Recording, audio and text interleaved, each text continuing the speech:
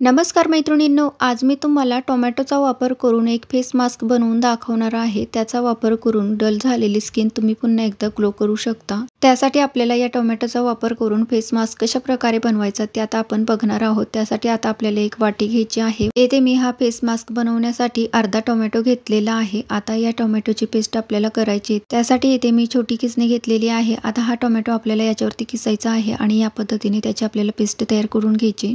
आता अशा प्रकारे या टोमॅटोची पेस्ट मी तयार करून घेतलेली आहे. याच्यामध्ये आपल्याला आणखीन काय घालायचे ते बघूया. येथे आता याच्यामध्ये मी मध घालणार आहे. येथे ही अंदाजे टोमॅटोची पेस्ट आपली 2 चमचे झालेली आहे, तर त्याच्यामध्ये आपल्याला अर्धा चमचा अंदाजे मध घालायचं आहे. तुम्हाला जर अख्खा टोमॅटो वापरायचा असेल तर त्याच्यामध्ये तुम्ही 1 चमचा मध घालू शकता. अशा पद्धतीने इथे मी अर्धा चमचा मध घालून घेतलेला आहे. आता हे दोन्ही साहित्य आपल्याला व्यवस्थित अशा प्रकारे मिक्स करून घ्यायचं आहे. हा तयार केलेला मास्क आपण आठवड्यातून 2 ते 3 वेळा वापरायचा आहे. अशा प्रकारे हे व्यवस्थित मिक्स करून झाल्यानंतर या पद्धतीचा हा फेस मास्क आपला तयार झालेला आहे. तो आता आपण कशा प्रकारे लावायचा ते सुद्धा बघूया. येथे हा मास्क मी हाताला लावून दाखवणार आहे. तुम्ही चेहऱ्याला लावणार असाल तर त्या अगोदर तुम्हाला चेहरा धुवून घ्यायचा आहे. चेहरा ओला करून झाल्यानंतर आपल्याला त्याच्यावरती हा मास्क लावून घ्यायचा आहे. या पद्धतीने इथे मी हा मास्क लावत आहे. या प्रकारे हा फेस मास्क आपल्याला चेहऱ्यावरती लावायचा आहे. या मास्कचा वापर जर तुम्ही आठवड्यातून 2 ते 3 वेळा केला तर चेहऱ्यावरती जो काही डलपणा आलेला आहे तो निघून जातो आणि चेहऱ्यावरती खूप छान ग्लो येतो. त्यामुळे तुम्ही सुद्धा हा मास्क नक्कीच वापरून बघा. आता इथे मी दोन्ही हातांना हा मास्क लावून घेतलेला आहे. तो आपल्याला 20 मिनिटे सुकेपर्यंत ठेवायचा आहे.